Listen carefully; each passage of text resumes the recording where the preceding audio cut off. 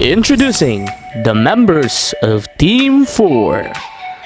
First on the list, the Ann Curtis of Team 4, Ma'am Criselda A. Magnampo. The Sarah Geronimo of Team 4, Ma'am Christine Q. Gorabat. The Ritz Azul of Team 4, Ma'am Jonabel B. Saavedra. The Vong Navarro of Team 4, Sir Ronel G. De Vera. And our leader, the Angelica Panganiban of Team 4, Ma'am Mary Grace L. Rablinka. And yours truly, Sir Kevin Jose D. Sainz.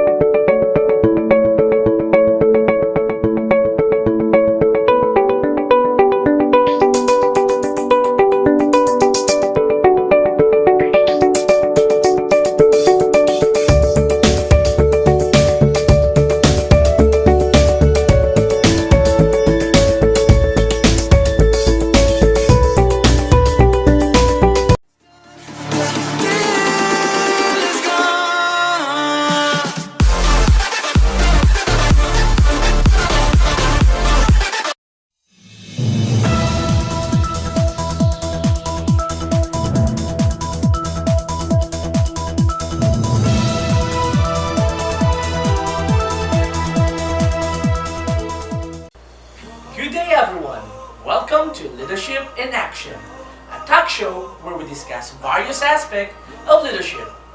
Shout out to mga ka-TL out there, our beloved true leaders. Stay with us together. Let us unravel the secrets of leadership in today's show. Today, we have our special guest, where we will discuss the benefits of transformational leadership. So, mga ka-TL, what are we waiting for? Let's start!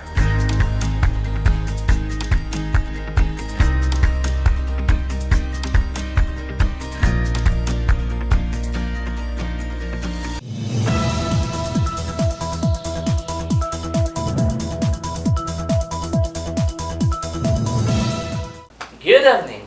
Our first guest is a human resource manager from Sea Galilee Resort and Restaurant, Criselda A. Magnampo. Can you tell us about the Sea Galilee Resort and Restaurant? Okay, so Sea Galilee Resort and Restaurant is a family-owned business located at Matuogtog, Mercedes, Camarines Norte. They can catch us up every weekend and enjoy appetizing traditional Filipino breakfast with beachfront view, fresh sea air under the palm trees. How do you apply transformational leadership in managing Sea Galilee Resort and Restaurant? What are the benefits of transformational leadership? Malaking bagay talaga ang pag-aaral, Sir Kevin. Pero minsan, ang mga theories na yan nakakalimutan na. Pagdating sa actual, ang totoong lumalabas ay ang ugali ng isang tao. Paano mo i-treat ang nasasakupan mo, kaya dapat from time to time ay may magpapaalala. Ang mga paalalang ito ay nakukuha natin syempre through reading, experiences, and of course, through education, lalo ngayong pandemic. Dami nating nababasa, napapanood sa social media about managing business. So, para hindi tayo maligaw sa pamamalakad ng mga tauhan, dapat guided tayo. Minsan kasi nadadala tayo ng mga emotions natin pagdating sa unavoidable circumstances sa workplace. Since you apply transformational leadership in your business, what are the benefits of transformational leadership? So ano nga ba ang benefits ng transformational leadership? Una, transformational leadership promotes growth and create more leaders. Transformational leaders help followers grow and develop into leaders by responding to individual followers' needs, by empowering them, and by aligning the objectives and goals of the individual followers, the leaders, the group, and the larger organization. So bilang transformational leader, ikaw ay tumutulong na lumago at bumuo ng mga pinuno sa pamamagitan ng pagtuon sa pangangailangan nila. So kasama na dito syempre ang pagbibigay natin ng lakas sa kanila. So iisa ang layunin ng bawat isa. Hindi pwedeng magkakaiba. So mula sa individual na tagasunod, pinuno, pangkat at mas malalaking samahan. A transformational leader is constantly involved with the growth of the company and the ongoing development of employees. As the company grows, the transformational leaders maintains the close contact to the company and employees and can make the process of growing a more involved experience for new and veteran employees. So sabi nga kapag ikaw ay isang transformational leader, so ikaw ay patuloy sa pagsangkot sa paglago sa kumpanya at ang patuloy na pag-unlad ng empleyado. So habang lumalaki ang kumpanya, pinapanatili ng isang transformational leader ang malapit na pakikipag-ugnayan sa kumpanya at mga empleyado. How important that a leader should be a transformational leader? Transformational leaders commit themselves to selfless ideas and align their personal principles and values with that of organization, group, or even society. The leader nurtures his followers' moral development to internalize the same values and principles. Ang transformational leaders ay may pangako sa kanilang mga sarili na di magiging makasarili sa mga mithiin at ang kanilang mga personal na prinsipyo at pagpapahalaga sa samahan, pangkat o maging sa lipunan. So pangalawa, transformational leadership makes work meaningful. So transformational leaders inspire their followers to exert more than their normal share of efforts and demonstrate unflinching loyalty towards the organizational goals. So sila yung nagbibigay ng inspirasyon sa kanyang mga tagasunod. So nagsisikap at ipinapakita ang katapatan sa layunin ng organisasyon. So yan yung mga transformational leaders. How does transformational leadership impact performance? So leadership increases the emotional connection or identification between the supervisor and the follower in such a way that follower feels more confident to perform beyond expectations.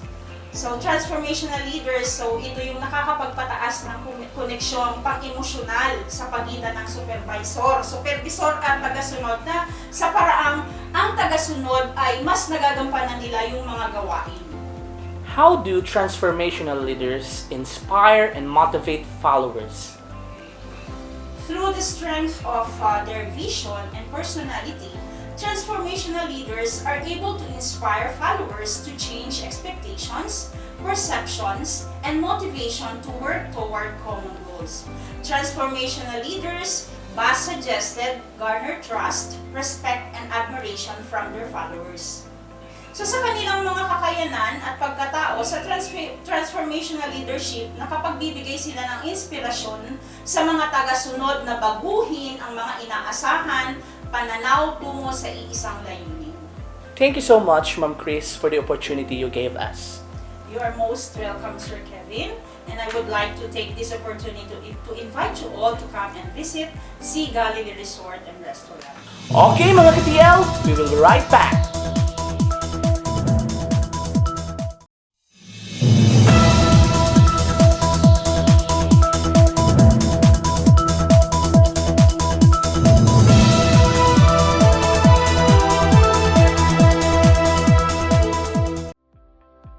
So we are here today with the manager of the XYZ company. Hello, Ma'am Christine. Welcome to the show. Hi, Sir Kevin. How are you? I am doing fine, Ma'am Christine. How about you? I'm good. Thank you, Sir Kevin, for having me today. It's my pleasure to share with you some benefits of a transformational leader. Okay, Ma'am Tin. As you have mentioned, Ma'am Tin, how do you manage your employees? I mean, what are the things you consider to keep your employees motivated and oriented to do their respective tasks, duties, and responsibilities?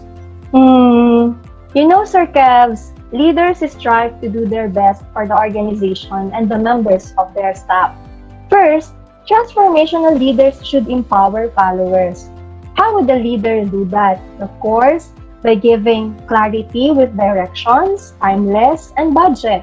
Second, full authority to do the task or role with an open door for questions and suggestions. And then third, modeling appreciation of work done both publicly and privately to the employee. You know, empowerment is the greatest gift a leader can give to his or her subordinates. First, encourage in the moment feedback. So, instant on the spot feedback is one way for your team to communicate workflow issues to one another so that proper action can be taken right away. Make sure to set ground rules for this feedback, and it must be both constructive and respectful. Essentially, you want your team to trust you and each other to deliver honest and helpful praise and criticism. Second, you need to cultivate the executive mentality.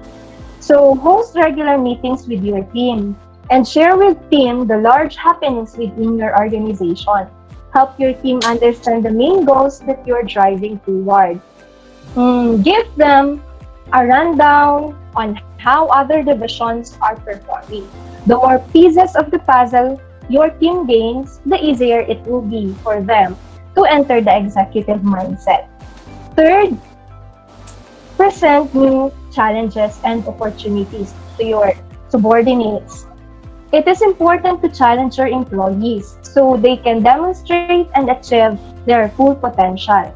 For an example, you might notice that your sales representative tends to rely heavily on email transactions. Challenge them to get out on the phone instead and get outside of their comfort zone. You can also work with their unique interests and abilities. For an example, you might notice that an employee loves to assist her team with processes. Invite this person to lead a customer workshop so that she can develop her presentation skills and build strong client bonds. Fourth, of course, is to respect their boundaries. This step is a natural follow-up to present new challenges. While you want to push your employees to embrace new experiences, you don't want to shove them so far out of their comfort zone that it becomes a negative experience. For an example, you shouldn't ask an employee to take on a task that is outside the reality of their role. They will feel like you've tossed them out to the lions.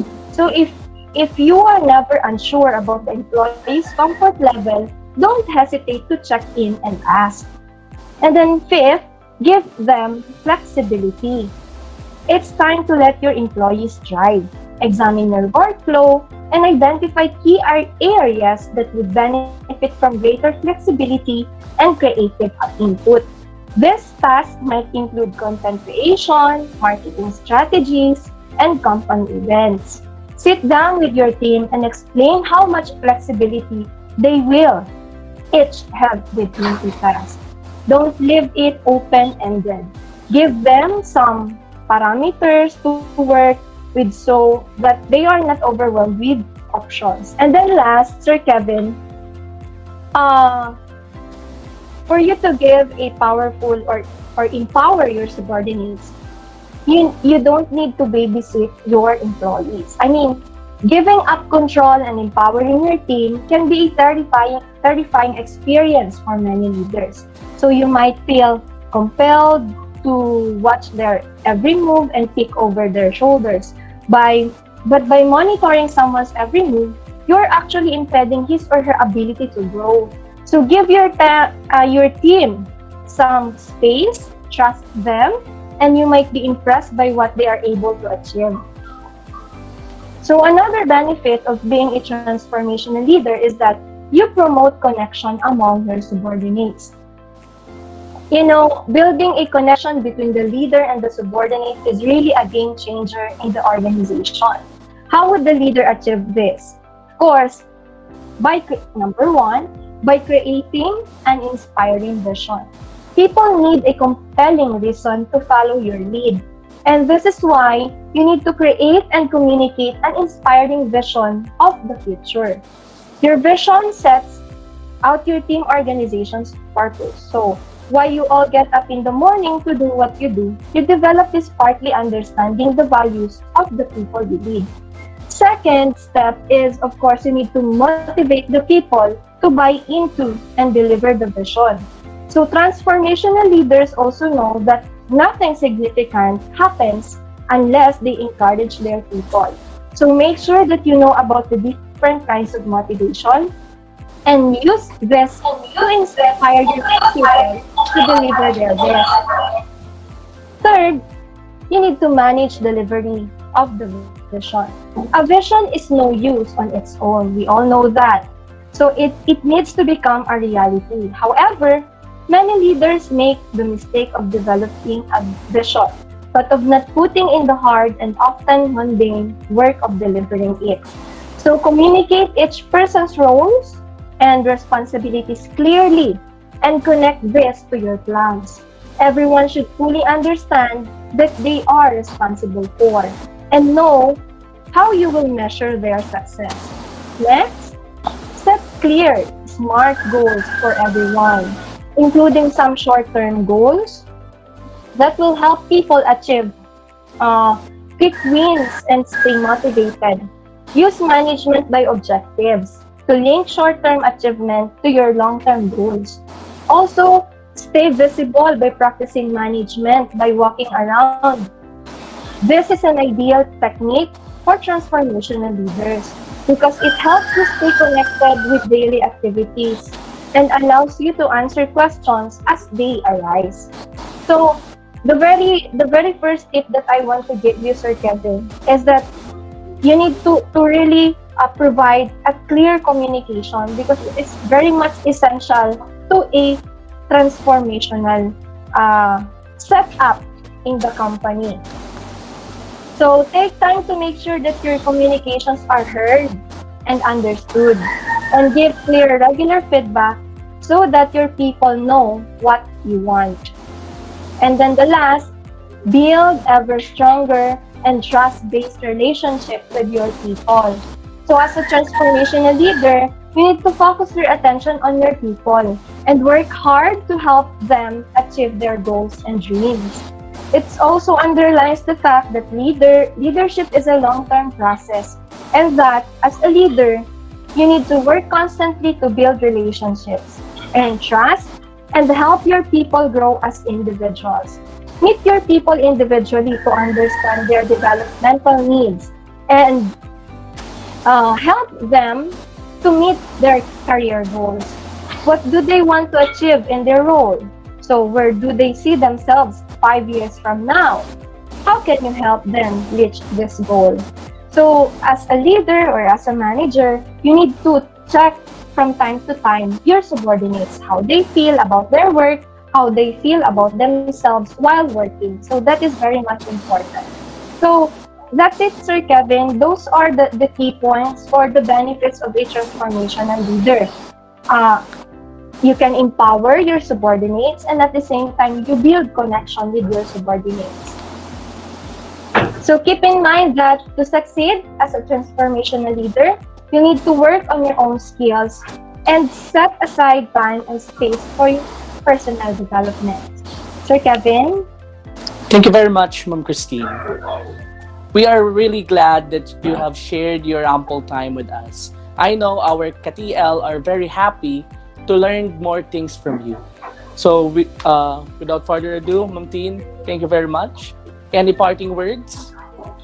Thank you very much, Sir Kevin. I was totally overwhelmed with this rare opportunity, and we are thankful that despite the pandemic, we are still able to attend this learning experience that would certainly allow us to gain insights that we can utilize in our respective fields. Thank you so much. Keep safe always, Sir Kevin, and the rest of the team. Thank you very much, Ma'am Christine. Thank you.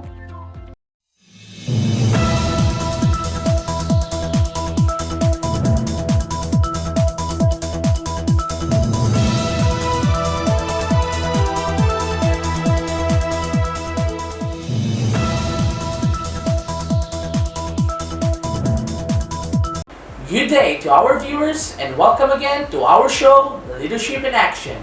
Our next guest for today is a public school teacher, president of Mang Tomas Elementary School Teachers Association, whose mission is to share the love of God and inspire others.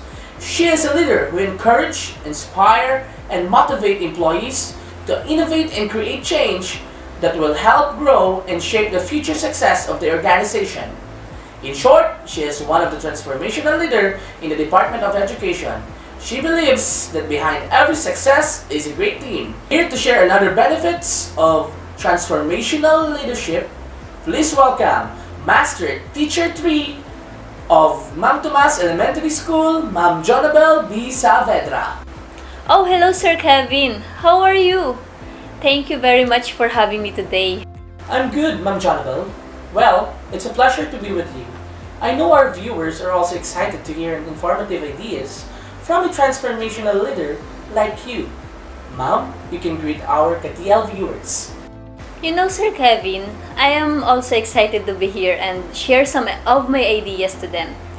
Anyway, good morning mga ka-TL. I hope you can enjoy our discussion later. Oh, Sir Kevin, I would also like to greet my principal and co-teachers, the Mang Tomas Elementary School family. Hello guys, keep on watching. They are also fan of your show, sir. Wow! Thank you so much to Mang Tomas Elementary School. Good day! By the way, Ma'am Isabel, is it okay for me to ask you some questions? Yeah, of course, Sir Kevin. As long as I know it, I can answer those. Okay, let me start with this one. Being a master teacher and a teacher president, how did you manage to do the same task at the same time? Well, working in a new normal situation is really a big challenge, not only for me but also for all teachers because we are all new to this. But we all know that our teachers are versatile so we can easily adapt to it. Being a teacher leader in our school at this time, I can say it's manageable in a way that we can easily do the assigned task for us because we still have proper communication. Though we didn't meet regularly like before, still we always communicate to each other virtually and that is important. Yeah, I agree with you on that, Ma'am Isabel. Virtual communication at this time is very important because we don't have much time to meet personally. I do miss the old times wherein we can go wherever we want to go then hang and talk with other people, whoever they are. And of course, seeing people without their mask. I also miss those days, Sir Kevin. Looking forward to go back to the normal. Let's just keep on praying and someday we can feel that again. We should just always remind ourselves with the Word of God from Romans chapter 8 verse 18. The pain that you've been feeling can compare to the joy that is coming. Yes, because our God is faithful to His words. And I know someday we can experience the blessing that He said. Anyway, Ma'am Isabel, what are the benefits of transformational leadership? So, Sir Kevin, there are many benefits of transformational leadership. But I only have 2 points to share with you. First, transformational leadership make employees feel wanted. And the second is transformational leadership creates positive domino effect within and out of the organization. Okay, let's focus first on the first point. The transformational leadership make employees feel wanted.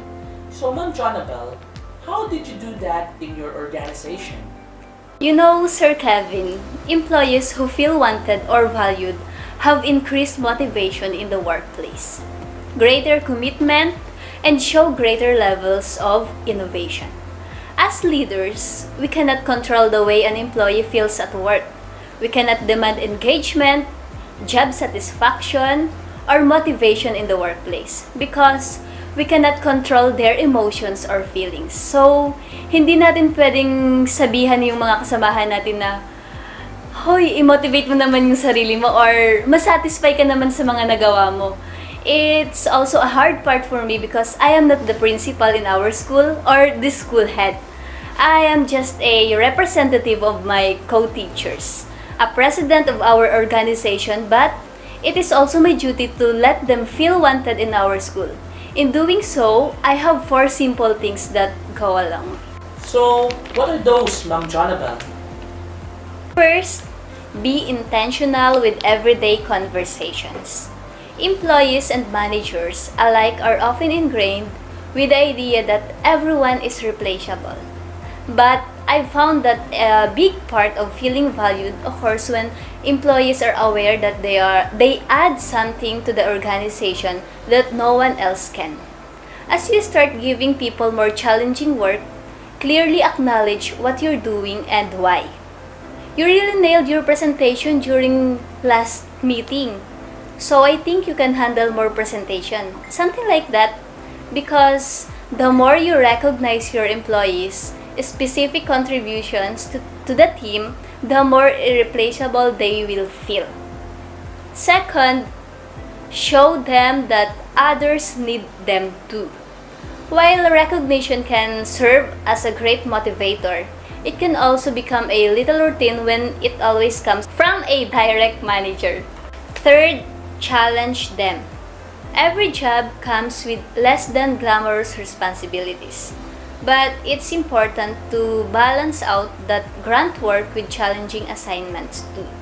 On the other hand, when you assign an employee a challenging task and actually put your trust in him or her to see it through, what you're saying is, I know you're capable of this and I trust you to do a great job. So, I found that it's important to consistently find new ways to challenge my colleagues.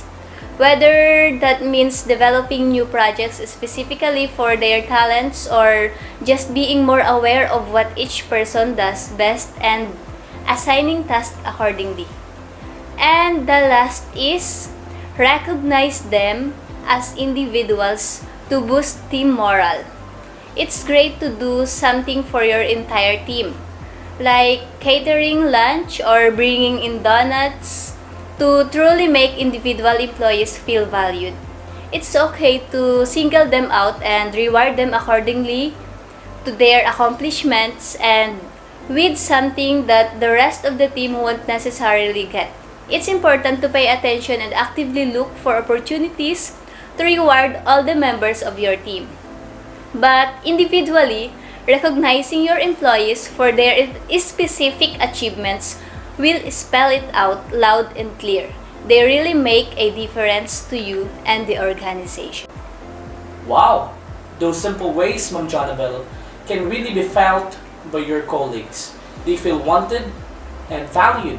Again, TL, in order for our colleagues to feel wanted, we need to be intentional with everyday conversation. Show them that others need them too. Challenge them and recognize them as an individual. At this point, let's hear the second benefit of transformational leadership. What is it again, Ma'am Jonabel? The second benefits of transformational leadership, Sir Kevin, that I am going to discuss is transformational leadership creates positive domino effect within and out of the organization. Aha! Ma'am Jonabel, how does transformational leadership creates positive domino effect within and out of your organization? You know, Sir Kevin, a transformational leader not only challenges his people to grow professionally, but also personally, emotionally, and intellectually.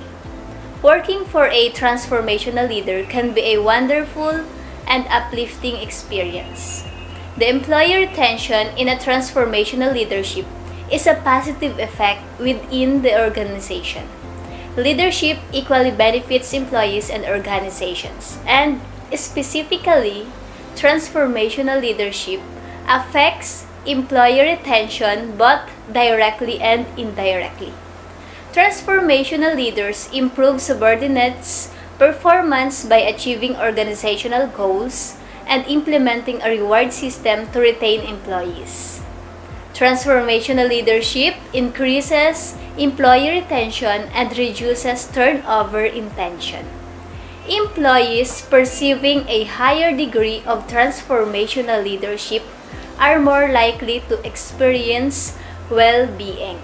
Yes, you are saying, Ma'am Jonabel, that when individual employees perceives their leaders to be transformational, they are most likely to deliver high-quality services due to the positive attitudes fostered by their leaders. Effective commitment thus reflects what employees would do for the organization. That's right, Sir Kevin. In addition, transformational leadership usually affects innovative behavior positively. Hence, the importance of the leader's accurate perception of organizational innovation. The effect of transformational leaders is not limited in context of organizational territory, but instead it lies far beyond. It has its mark within and out of the organization, which creates this positive domino effect which is essential to the upbringing of future leaders. Wow! Thank you so much, Ma'am Jonabel, for sharing informative ideas to us. And of course, for giving us time. I know you are busy in your workplace, but still you are here with us. We really appreciate your presence here in our show. Once again, thank you so much, Ma'am Jonabel. You're welcome, Sir Kevin. And thank you also for having me here. And I hope, mga ka-TL, you enjoy and learn from our discussion today. Thank you very much. Okay, mga ka-TL, we will be right back!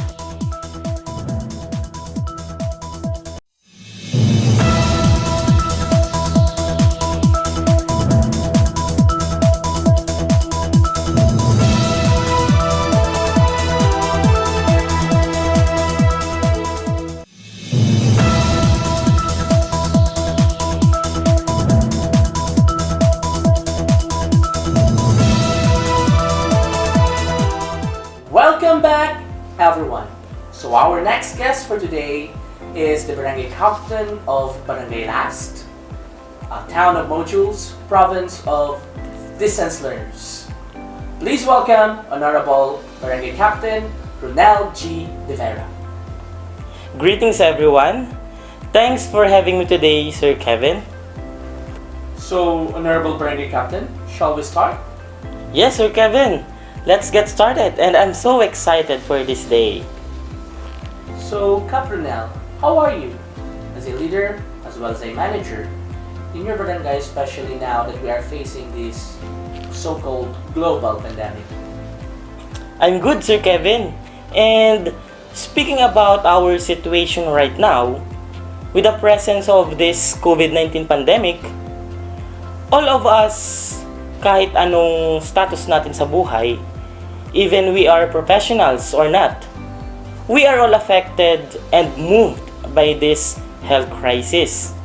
And as elected barangay officials, kailangang isipin natin hindi lang ang ating sarili, maliban sa ating pamilya, kinakailangan na mapagsilbihan natin at isipin ang kapakanan ng karamihan sa ating nasasakupan. At kailangan na tayo mismo sa ating sarili, alam natin ang dapat nating i-prioritize. We, as public and government official, should be a role model of what we called love for our country. And of course, magsisimula ito sa pagmamahal at concern mo or natin sa ating mamamayan. Okay, Cap. Thank you for that. I think your answer is a little bit emotional. Now, sir, I want to ask this because, as I observe, you are one of the example of transformational leader. When we say transformational leadership, it is defined as a leadership approach that causes change in individuals and social systems. In its ideal form, it creates valuable and positive change in the followers with the end goal of developing followers into leaders. So here's my question, Cap. As a TL, how do you promote, motivate, or encourage organizational commitment among your subordinates? Oh, medyo mabigat sir ang iyong tanong Okay sir, let me answer that in the context of leadership and management as barangay captain. So, commitment is no easy word and it becomes far more complicated when we add the word organization. I think influencing your subordinates by not just doing what are expected of you as their leader, but beyond of it. Making things possible and showing them that you need them to achieve the organizational goals and vision. Doon sa barangay ko, hindi lang naman sa barangay ko, maaaring sa barangay mo rin, they have their own unique functions and responsibilities. Just like in the Department of Education or in school, they have their coordinatorship. So, parehas lang din naman. Let them be a leader on their own. Hayaan nating ipakita nila o niya ang kanyang kakayahan. Magtiwala tayo at maging supportive sa kanila. Basta, lahat ng kanilang efforts ay para sa ikabubuti ng barangay at mamamayan. Nandyan, palagi ang aking 100% support.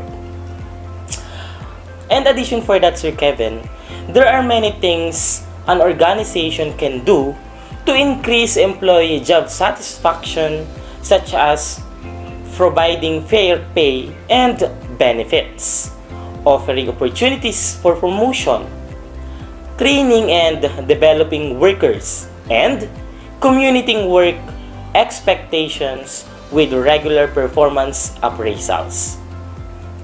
And in its most basic sense, job satisfaction involves the positive feelings and evaluations derived from an individual's employment in a job. Even though it's hard to find employees who are committed and willing to offer even their private time, meron at meron yan. At ito'y nade-develop naman sa kanila. As you shown them, sabi mo nga ay halimbawa ako ng transformational leader, di ba? And because of transformational leadership, it makes organizational commitment easy to advance. Okay, Cap. Thank you for that very comprehensive answer. So, let me reiterate yung mga important concepts na nabanggit ng ating kapitan. He said that commitment is no easy word and it becomes far more complicated when we add the word organization. Yes, Cap, tama ka. Napaka-komplikado talaga nitong salitang ito, lalo i-apply natin sa isang organisasyon. Another point is that organizational commitment could be achieved through providing fair pay and benefits, offering opportunities for promotion, training and developing workers, and communicating work expectation with regular performance appraisal. And lastly, according to UCAP, commitment can be developed to our employees. It will just depend on how you handle people and how you show them that they are all unique and you need their uniqueness, and rather, you need their uniqueness to achieve organizational goals and objectives. Cap, I have last and final question here. Is it okay, Cap? Yes, Sir Kevin, I am willing to answer more questions. Okay, here it is, Cap. How do you promote or produce positive leadership outcomes? Okay, so as I told you a while ago, you need to make your subordinates leader on their own innovative ways.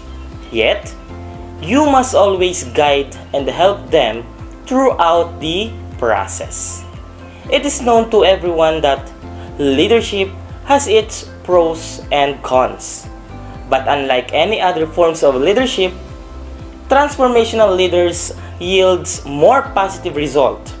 And because of it, your employees will then give their 100% trust into your leadership. At babalik tayo, Sir Kevin, sa usapan natin kanina. As a transformational leader, we can promote organizational commitment. Alright, Barangay Captain De Vera. Thank you again for that answers. Talaga namang nakaka-inspire ka na makasama sa opisina. So narinig nyo naman mga ka-TL, he said that helping and guiding our subordinates throughout the process not only produces positive outcomes but also strengthen the bond in your organization.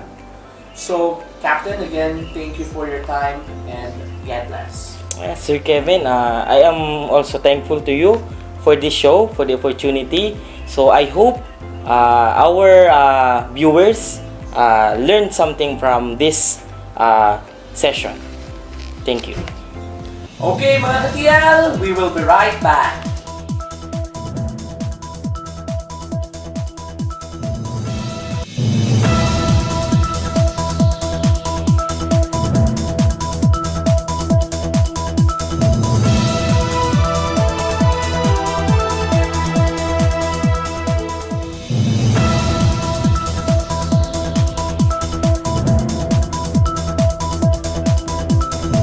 Good day, everyone. Welcome back to the show. We are here today with Mom Grace, the head social worker of DWSD Camarines Norte. We will talk about the benefits of transformational leadership as one of the current and most popular approaches to leadership that has been focus of much research in the early 1980s. Once again, may I introduce to you our guest to explain further the social dynamics and changes as a result of such kind of leadership. Please welcome Mary Grace Rublinka, leadership expert and accountability catalyst, the head social worker of DWSD Camarines Norte. Good morning, Madam Mary Grace. Good morning to you, Sir Kevin, and to your followers. To begin, I wish to go straight with our topic for today. What are examples of social dynamics? As defined, social dynamics usually presumes change within a social system. Alternatively, change in one variable in the system leads to an opposing or reinforcing change in one or more other variables. For example, an increase in educational level is followed by an increase in prestige and an increase in income. That makes a society dynamic. Just like learning, it is also dynamic. Every time we bump into something new could probably give us a positive or negative effect. Very well said, Madam Mary Grace. Correct me if I'm wrong. Social dynamics is about being able to see through other people's eyes and understand the reason for their circumstances. You are right, because social dynamics is about understanding how to find out what each individual human being finds valuable and finding a way to communicate that value to them. Why is society called dynamic? Society is a permanent organization. However, members of society are interdependent on each other for survival, but it continues to exist even after the death of an individual. Society is dynamic. Without change, no society can survive long. Change may be slow or rapid. How do you master social skills? There are 7 simple habits that will noticeably improve your social skills. First, listen to people. This means you have to be more sympathetic. According to Carl Rogers, be genuine in everyday dealing. Second, be interested in people's stories. This is quiet the continuation after listening. Third, you must know your strength. Is it in a one-on-one conversation or in a large crowd? Probably, this will tell you if you are a closed-door counselor or an open crowd speaker. Fourth, don't be too negative or ironic and don't complain all the time. This means that you must be a positive influence and sincere. Fifth, you should remember people's names and their stories, but it is different in getting a gossip. Every information that is entrusted to you by your fellow must be respected. 6. Another is that don't fill every gap with talking. A good conversationalist is also a good listener. Going back to the first given skill, and 7, finally, follow up. It is always a good practice of reaching out with your fellow worker, friend, or family to know their present situation and what you could offer. I am also a Rogerian. Now that you have discussed the simple habits of improving our social skills, I can say that being genuine in every dealing is a must. Thank you very much, Madam Mary Grace, for such a very educational and inspiring talk. Another topic that we are going to talk about is change. What is change? Change is to make someone or something different or replace with something else, or to alter or modify, or the act of or instance of making or becoming different. That is all about change. Is change good in life? Without change, things stay the same and ultimately will stagnate and die. Without change, there is no adventure in life. It takes much more energy and effort to resist change than it does to accept it. It is much easier to embrace change than to fight it. Just like what is happening right now, that we are in a new normal setting, everything is new to us. Many of us resisted and seem to be in distress. That is a very clear indication that the more we resist change, the more we struggle. Yes, madam. I can relate to that. At first, it was like a blurred picture of what is ahead of us. But as time passes, I am getting used to it. What do you think is the reason why people resist change? Well, for example, in a certain company, employees resisted change because they lacked awareness of why the change was being made and how it would impact them. People fear change because they lost control over their role. That is why employees at first resisted change when they did not know the business reasons for the change or did not understand the consequences of not changing. When can we say that a change is good or bad? Change can teach us to adapt and help us develop resilience. We Filipinos are very known to be resilient. We can turn odd events into a lighter and positive mood, but only if we understand our own capacity for growth and learning. When change makes us better, it is because we have learned how to turn a challenging situation to our own advantage, not merely because change happens. Very well said, Madam Mary Grace. I am very honored to have you in my show. I have learned a lot, and I hope we could have much longer time to talk about the benefits of transformational leadership. Once again, thank you very much, and more power. God bless us.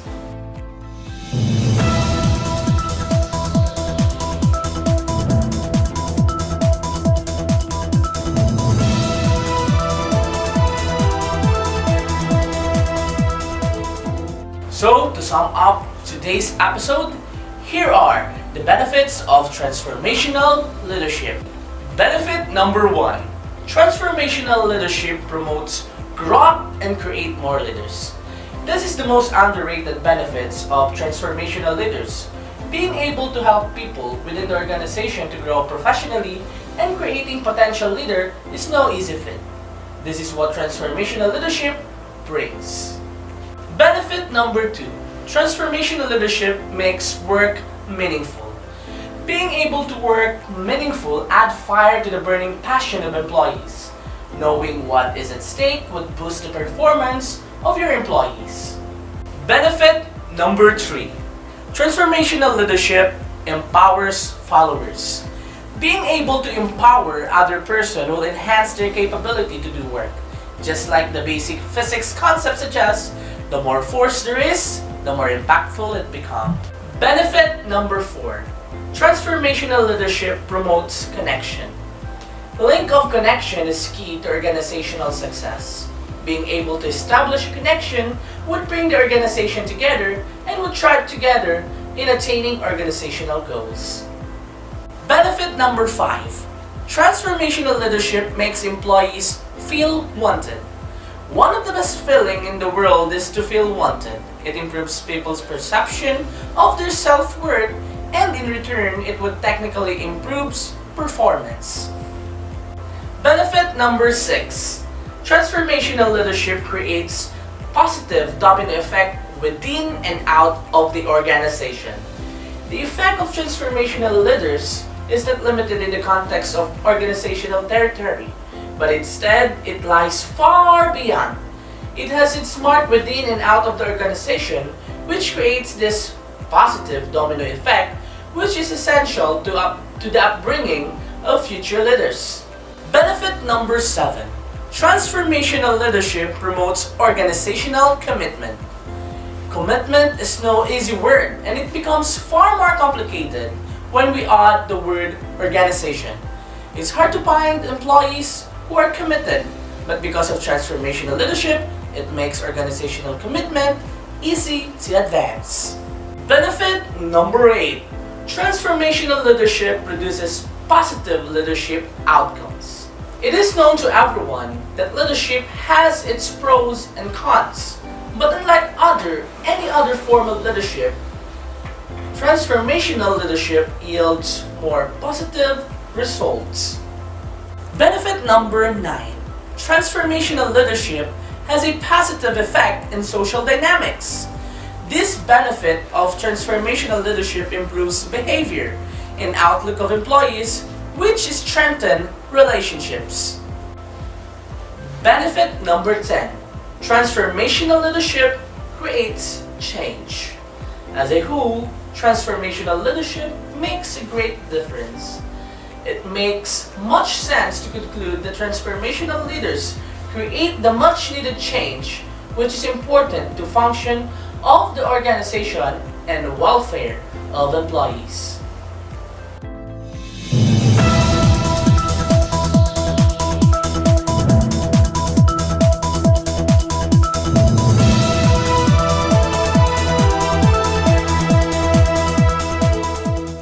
So there it is, mga ka-TL.